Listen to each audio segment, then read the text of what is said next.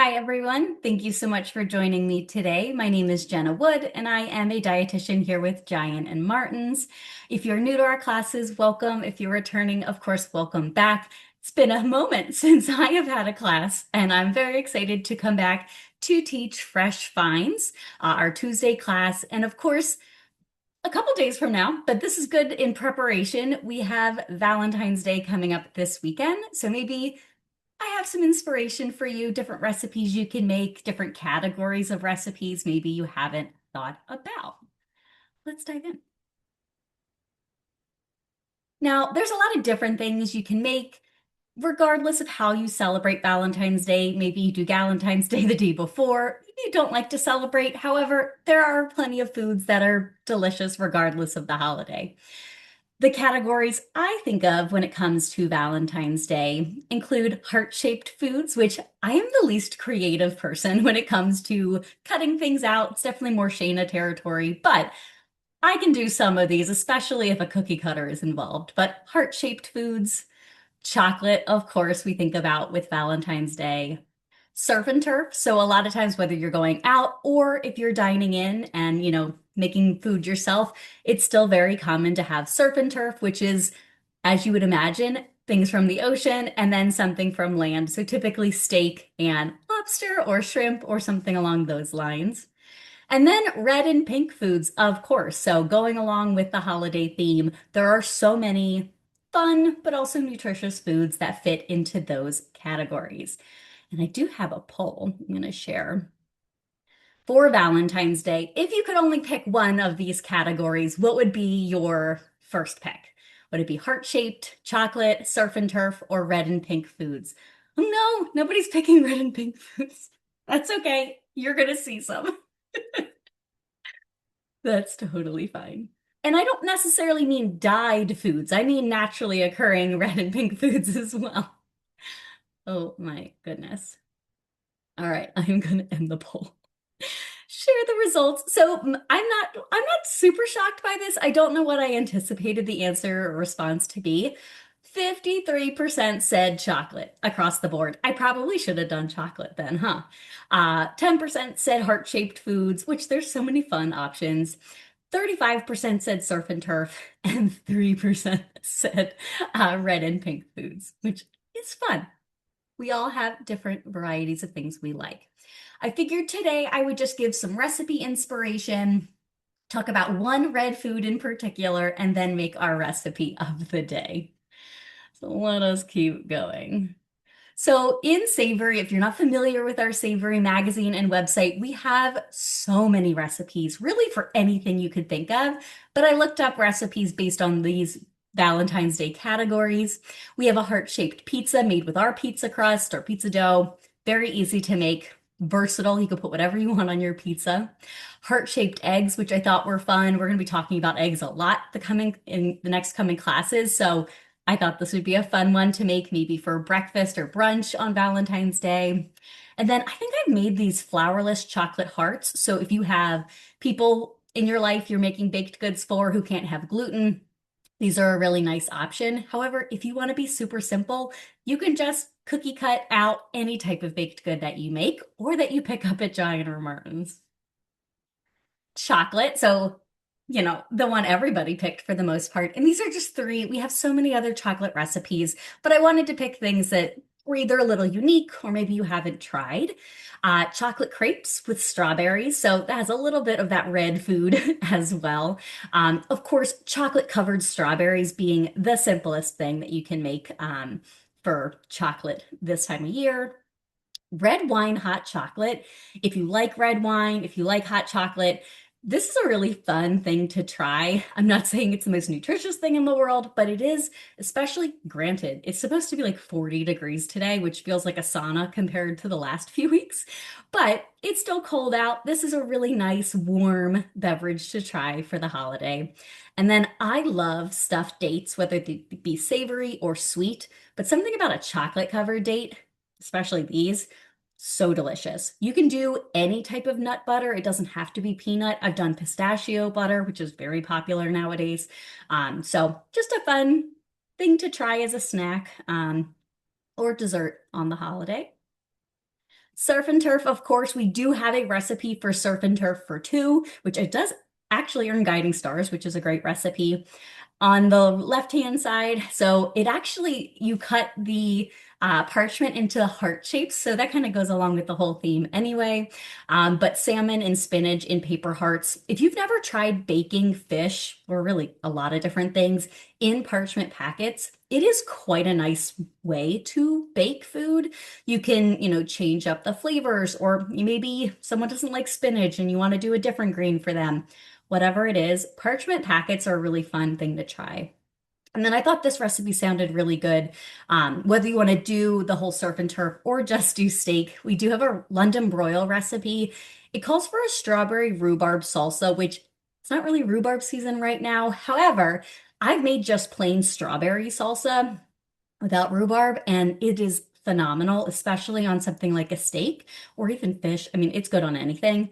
So you can just make a strawberry salsa to go on top of your steak, which beautiful. And again, that red food kind of weaving its way through a bunch of recipes. And finally, some red and pink foods. The red velvet pancakes. I love red velvet, anything, but I thought these pancakes were kind of cute. If you don't love using artificial dyes, the recipe does call for red dye, but we do sell a brand that is like a natural dye that you can utilize. I think it uses vegetable juice. You could also do just a touch of beet juice, not too much because you don't want them to taste like beets, but you definitely want a little bit of red in there. However, natural dyes tend to not be as strong and vibrant, which is fine, but just keeping that in mind when you're making the pancakes. And then this one, I was debating what recipe to do here because we do have a macaroon recipe that looked really good. However, I love hibiscus tea, and this one is really fun. You kind of blend, or I think you cook down strawberries and raspberries with a little sugar, make a syrup out of that, and then you make that into a beverage with hibiscus tea, which is really great for blood pressure. It's also naturally red, so just really delicious all around. It's an iced beverage, but you could probably drink it warm, and I think it'd be delicious year round. And then I think Shane and I have both made this one, a pink sauce pasta that you make. This recipe is very easy. You just use a pre-made Alfredo sauce and you blend in some canned or fresh beets. So that's a really fun one, especially for kids. You don't really taste a lot of the beet. You taste the Alfredo sauce and it's just beautifully pink. So hopefully some of these red and pink items get you thinking about some red and pink foods.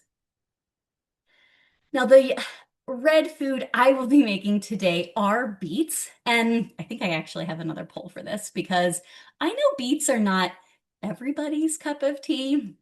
So I'm just going to share the poll. Do you like beets? Yes, no, not for you, or it depends. And certainly, raw beets taste very different than roasted beets. So maybe you like them roasted and not raw. Maybe you like them pickled. So lots of different options there. I love beets. It does not matter how they're prepared or not. I think they are delicious. They do happen to have an earthy taste to them, and there are different colors. So all right, I'm gonna let the poll go for another second, and I'm gonna share the results. I'm actually shocked. I didn't think this many people would like beets, so I'm so excited to hear that. 63% of everyone on the call like beets, so that's great. They are so nutritious. 25% don't, and that's okay. And then 12% are in that group of like, you like them, but it depends on how they're prepared. So I am pleasantly shocked by how many people like them in some capacity. That's great. We're going to talk about them a little, and then we're going to make a recipe utilizing them. So beets, especially red beets, there are different colors, but red beets are associated with many health benefits, including improved blood flow, lowering blood pressure, and increased exercise performance. They're available again in multiple colors, red, of course, what we're using today, but especially during, I don't know what season it would be, but you can also find yellow or golden, which I also love. Taste very different, but they're also delicious. White, pink, and dark purple. So lots of different color varieties, but red is the most common you'll see and utilized in other products. They can be eaten raw, boiled, roasted, grilled, pickled, lots of different ways to enjoy them. They do provide a little bit of fiber, about 2 to 3 grams per serving, but really, beets' claim to fame is partly due to that color that you see.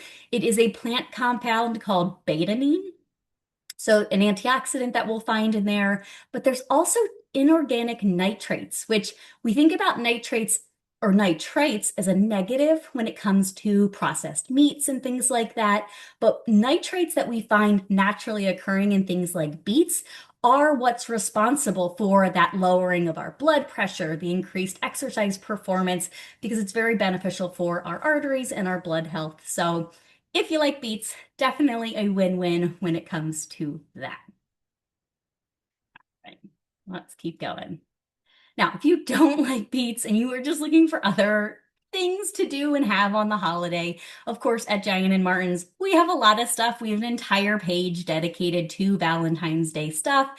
I love these. I couldn't find them on our website, but we definitely have them in store. They're a beautiful little heart-shaped clamshell of strawberries and raspberries. So really cute, especially if you want to dip them in. I really like our dark semi-sweet chocolate, a little bit less sugar, and it's still dark chocolate, which has various health benefits as well. Uh, we have a lot of different Valentine's Day sushi options, especially tomorrow when we have sushi on sale. But I just thought that was a really pretty option. Of course, this one has shellfish, so look at all the options that are there. And then so many floral arrangements and cards and candies and everything you can think of that you need for the holiday, you can find at Giant and Martin's. All right, we're going to shift gears and make our recipe for today, which this might not be what you think of for the holiday, but maybe you would serve this alongside your steak or salmon or whatever protein option you're serving. It definitely pairs nicely with just about any protein you can think of. But we're doing a roasted beet salad with oranges. Beets are our main item we're talking about today, but it's definitely still citrus season. So nice pairing there. And then we're doing arugula and some cucumbers and just a really simple vinaigrette to go along with it. Again, really simple. This recipe earns 2 guiding stars. As always, I have the link to the recipes here. This recipe has 6 grams of fiber, so nice and heart healthy as well. Very low, or not super low in sodium, but only 187 milligrams of sodium, which you can always reduce if you don't add salt to the dressing. So we're going to roast the beets, which I'm going to talk through ways to do that. The 2 medium oranges, some red wine vinegar, Dijon mustard, again, the English cucumbers. And this recipe calls for arugula as the greens, as the base for the salad. It definitely has a nice kind of flavor profile. Arugula can be a little on the bitter side, which, the beets are going to be nice and kind of sweet now that they're roasted. You have the citrus and acid from the oranges. So you can use arugula. If you don't like it, you can do just about any other green. Spinach would be fantastic. So don't let the arugula scare you away if you don't like it. You can do something else. All right, so how do we roast beets? Now, the recipe and link to the recipe does describe a different way, but I wanted to share how I roast my beets because I think this is easier, especially if you've never done it before. So you're going to preheat your oven to 400 degrees and put the rack in the middle of the oven.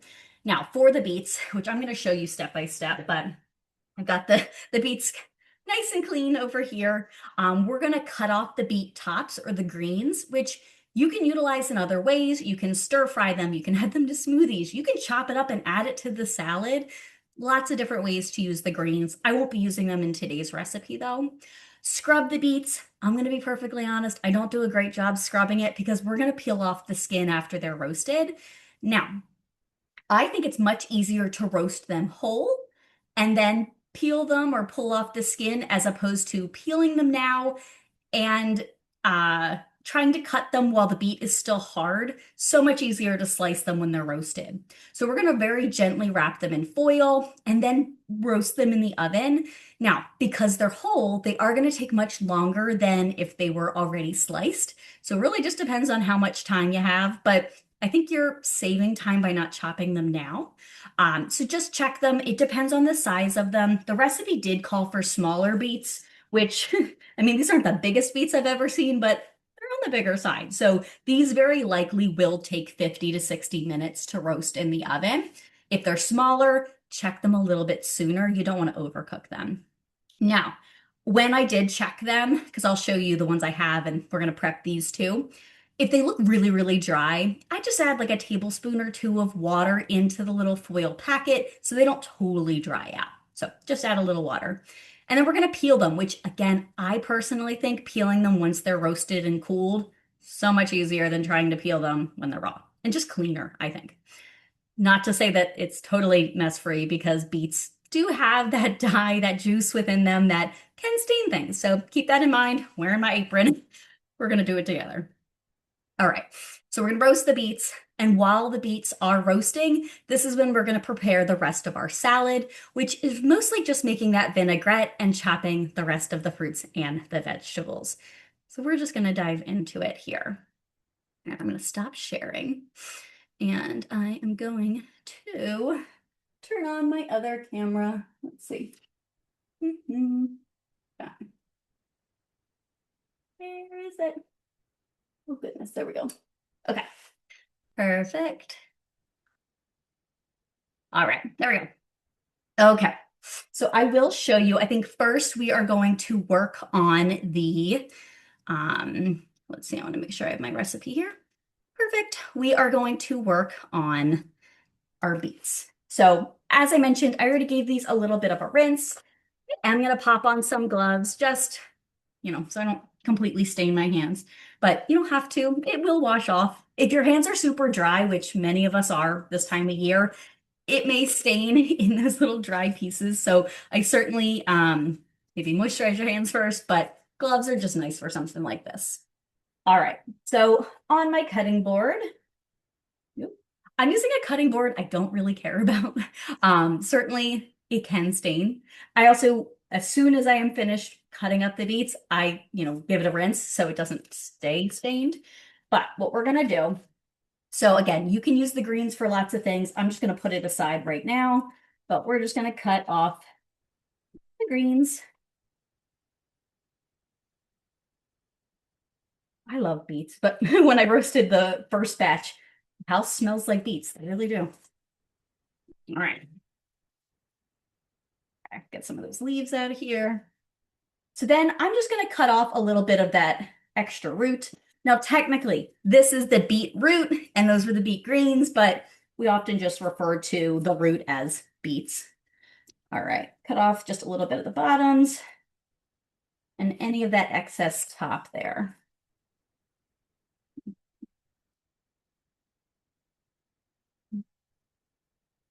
Get all those things out of my way. All right. So you can just see, I just very roughly clean them up. Now what we're going to do is we are going to wrap them in just a little bit of foil. Now, if the beets are really, really tiny, you can roast one or two in a little pouch. For bigger ones, I'm going to give them each their own. So put it on the foil like that and just kind of very loosely close it up. Doesn't have to be perfect, but just kind of a little pouch, just like that. I'm going to put it over here on my sheet pan. I'm going to do it for all three. For the sake of time, I'm just going to show you the ones I've already roasted, but we're going to get these in the oven. Again, they're a little bit on the bigger side, so it's probably going to take that 50 to 60 minutes to roast them. All right, now I'm going to show you what they look like already roasted. So in here, so opening up the little pouch, it's a little dark in here. You can see my little beet in here. I'm going to keep the foil right on, well, it kind of split, but I'm going to leave it on my cutting board so it doesn't get super messy.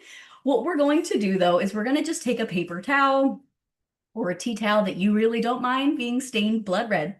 But we're just going to take that. Now this has cooled down for like a half hour. Once it's cooled to the touch, like, you won't burn yourself, you can pick it up and do this step. I'm just going to take that, and I don't know if you can see very easily. I don't know why it's so dark in here.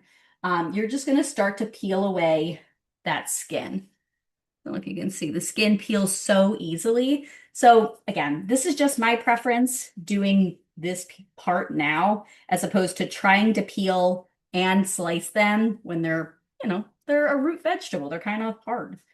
All right, so they smell so good. All right, so just keep brushing away that skin till you get as much of it off as you want. Okay. Perfect. And again, so this is why I am using some gloves for just this step. My hands are clean, but they would be very red otherwise. All right, perfect. So we got one. I did roast the beet. It is so red in here. Now, if you don't want to do this step, I do have some options for you that I will share once we're finished our recipe, but definitely, okay. Actually, really don't need to use the paper towel. It helps with some of the pieces when they're kind of stuck, but if they're roasted all the way, it'll come right off.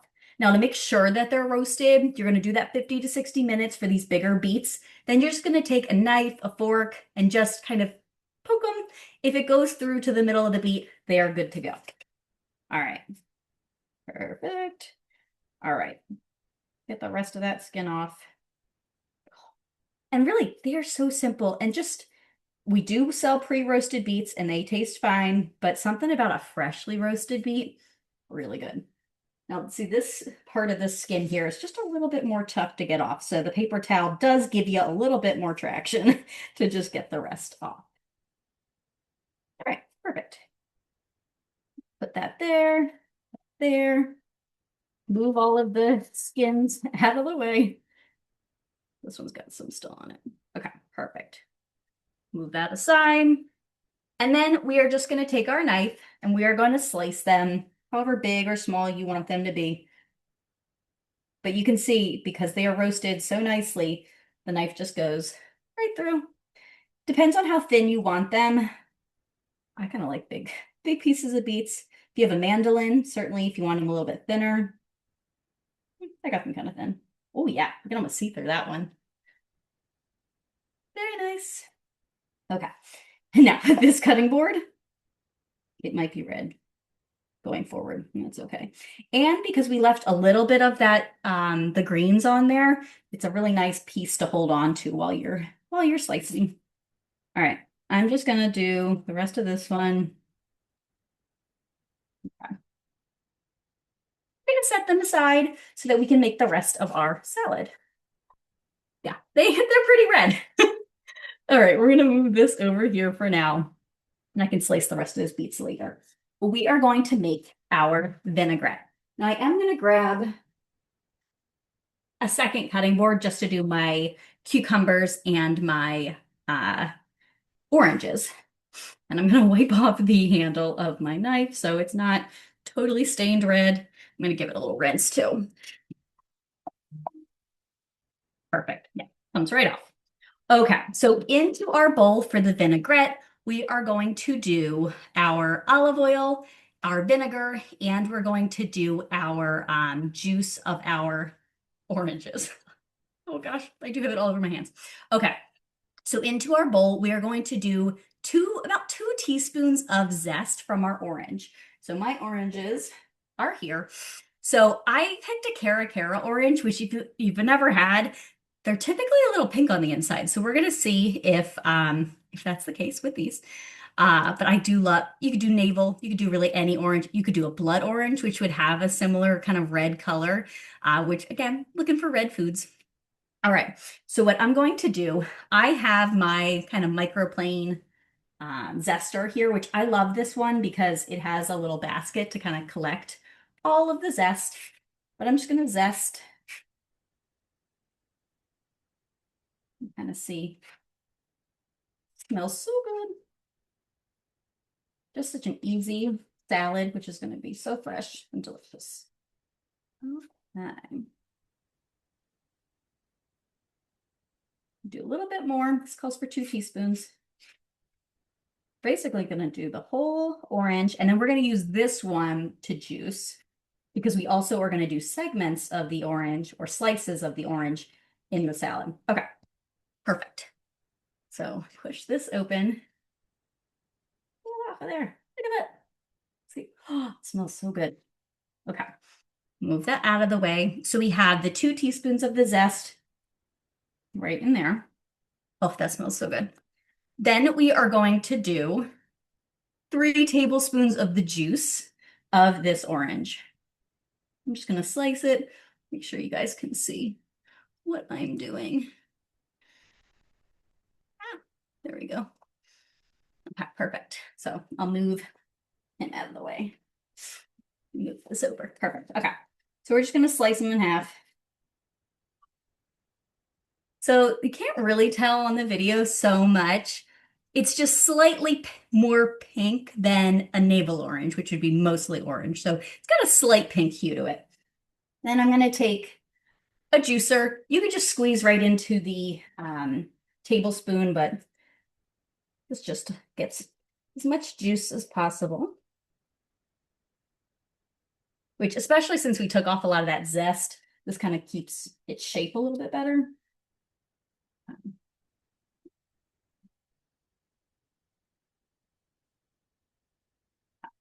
Let's see. So it says we need 3 tablespoons of juice, which we should have more than enough, but we shall see. So I do have my tablespoon here. Put this back here. Yeah, perfect. So we're going to do 3 tablespoons. 1, 2, 3. Right in there. Then we are going to do the red wine vinegar, which honestly, if you wanted to just do more of the juice, you certainly could, but it's going to give it a little bit more balanced flavor. So we're going to do 2 tablespoons of red wine vinegar. And we're just doing our giant brain. Then we are going to do 3 tablespoons of olive oil, or whatever oil really you want to use, right into our vinaigrette as well. Fine. It smells so good. 1,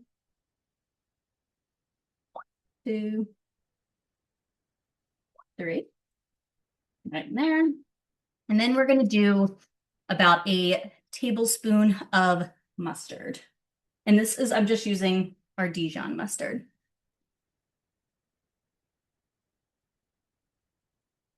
I'm doing it last because otherwise it's just going to stick in there.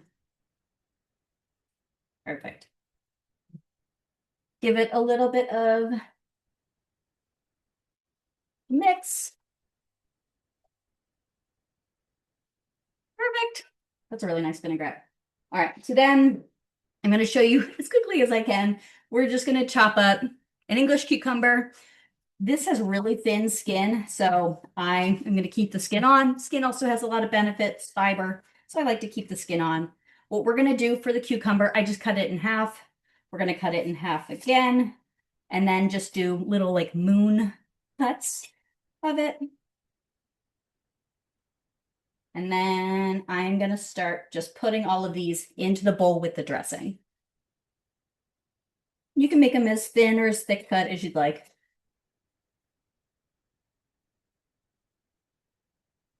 If you don't like cucumbers, you don't have to do them. If you prefer regular cucumbers, I know some people don't like English cucumbers. They're my favorite. The seeds are much smaller, so if you ever, if cucumbers sometimes give you acid reflux or something, English cucumbers might help because the seeds are very tiny, and that's typically what kind of repeats on people are the seeds. Alrighty. The English cucumbers are also ones you typically will find in like a plastic wrap, helping them stay, not super dried out because they don't typically have a wax like other cucumbers will. Keep going. Right, all of our cucumber in there.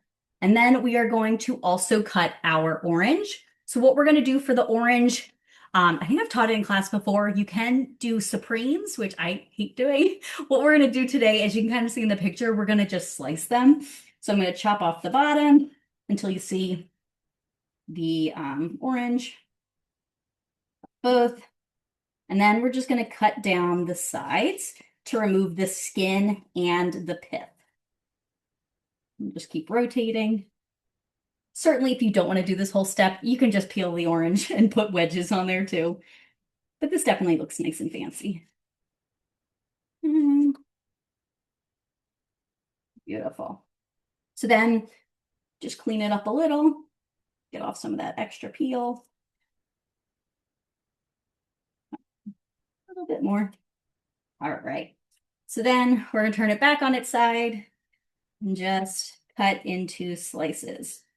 The recipe calls for like one orange to cut like slice like this, but if you want more, certainly do as many as you want because the other one we used for the juice.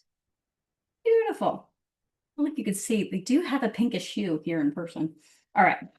What we are going to do is we are going to add these to the bowl as well with the dressing. Fine. Move all of this aside. So here, grab a big spoon and just very, very gently mix this together. But then in whatever serving vessel, I really like this for like a big salad. We are going to put the arugula. This is just our Nature's Promise baby arugula, which is going to be slightly less bitter too. All right. These are already pre-washed. I'm going to dump that whole thing right in there. Break it up. Perfect. So then we're just going to top with, this is not going to be as pretty as it should, but we're going to top with our cucumbers, oranges, and the dressing.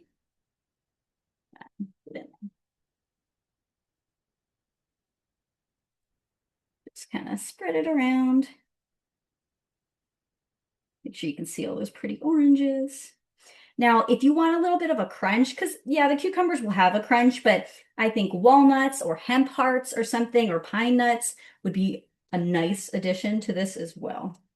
Then we are going to add in our beets. Oh, they're so pretty. Look at the color. They're still slightly warm too. To that dressing, if you want to add some salt and pepper, you certainly can. Totally optional. I think it's going to have a lot of flavor regardless. All right. That looks so great. Oh my gosh, look how pretty that looks. Okay, sorry. I didn't expect that. So colorful. All right. I'm going to shift gears. I know we're out of time, so if you have to hop off, not a problem. But I just want to show, if you don't feel like doing all of those steps for the beets, I do just want to show you an option because we have so many options here. All right. Very simple though. So here at Giant and Martin's, we do have other options. So you can roast the beets as you would whole. I really think it is worth it, especially if you really like beets, certainly worth it. We do have the canned, no salt added, whole and sliced. Then we do have in the produce department, we have ready to eat cooked beets that come in this like vacuum seal. So they're whole beets on the bottom right. And then on the top left, those are sliced and lightly pickled. So make sure, depending on what you're buying, I don't think I would put pickled on here. You probably could, but I think I would go for just roasted and not, pickled. All right, just to finally wrap up for our upcoming classes, tomorrow Shayna has Living Well. She'll be talking about fats and cholesterol. Thursday, I'll be back talking about Eggland's Best in Behind the Brand. And then Shayna will be back again on Monday for Flyer to Fork to make a fun recipe for the week. But I want to thank you so much for joining me today. Again, I just think that is so pretty. Like, look at that. It's so colorful.